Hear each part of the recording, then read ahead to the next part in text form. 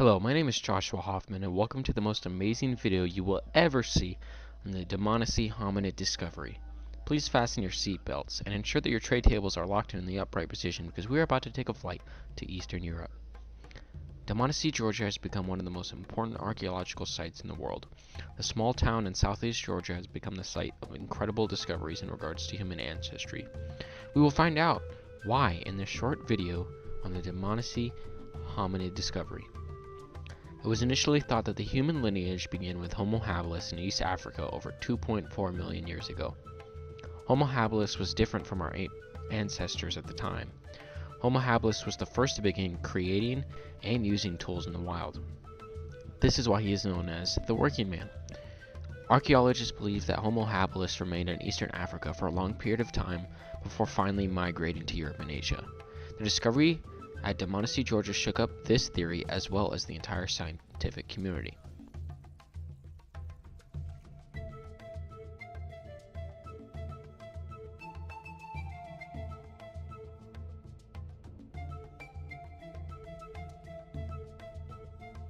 The general consensus in the scientific community thought that the first hominids to leave Africa was the Homo erectus.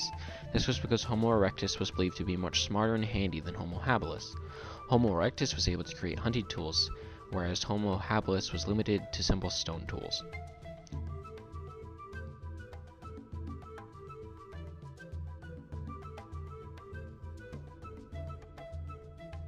The discovery in Georgia unearthed 5 separate skulls, dating back to around 1.8 million years ago.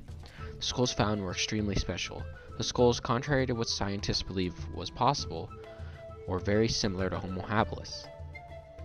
That was just the beginning, however. Once the 5th skull was discovered at the Dmanisi site, everything changed. The 5th skull discovered at the site was almost perfectly intact. Because the skull was perfectly intact, it can provide answers to various questions which up until now had offered broad scope for speculation. The discovery could provide answers about the evolutionary beginning of the genus Homo in Africa around 2 million years ago. The 5th skull is dated at about 1.85 million years old. The brain case was small. It was 546 cc's in volume. There is a great similarity with this skull and those from that time period in Africa. So, the skull was very similar to what we had been finding in Africa that was dated at around the same time. The skull has a very large face, massive jaws and teeth, and the smallest brains of the 5 Dmanisi skulls. So this was a very small-headed, very large-faced hominid. The skull and the mandible were well preserved. The variation within the 5 Dmanisi humans is, according to researchers, the same as between early East African specimen of Homo. What this actually means is that the earliest members of the Homo genus, Homo habilis, Homo erectus, and Homo rudolfensis, and so forth, actually belonged to the same species and simply looked different from one another. This completely turns our understanding of the Homo lineage upside down. We had previously believed that the specimens we found in and around Eastern Africa were totally separate species. The specimens at Dmanisi seemed to be the missing link in our human lineage.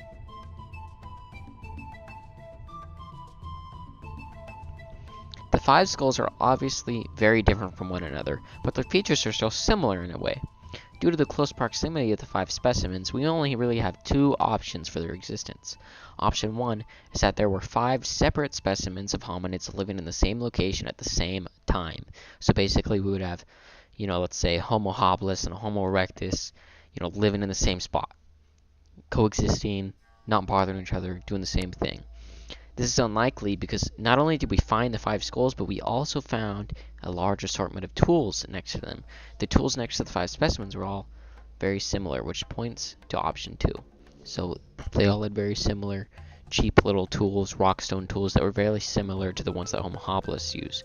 So obviously they're doing the same thing. Option 2 was that the 5 specimens were of the same species with minor variation between the individuals. Option 2 is the more widely accepted option, and this is why the discovery was such a big deal. If these specimens had been discovered in Africa in different locations, they would have most likely been considered totally different species from one another. This is why there are some holes in the Homo lineage. So basically what I'm saying right now is, if these species, if these specimens would have been found, let's say a couple hundred miles apart in Africa, although they're now considered the same species, if they were found in that environment, they'd probably be considered totally different species and would have their own lineage. And that's what causes a lot of the holes that we have in how we picture where people come from.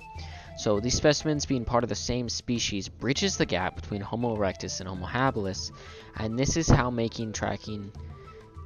this makes tracking the human lineage much easier, knowing that many of the hominid species we may have actually been one and the same.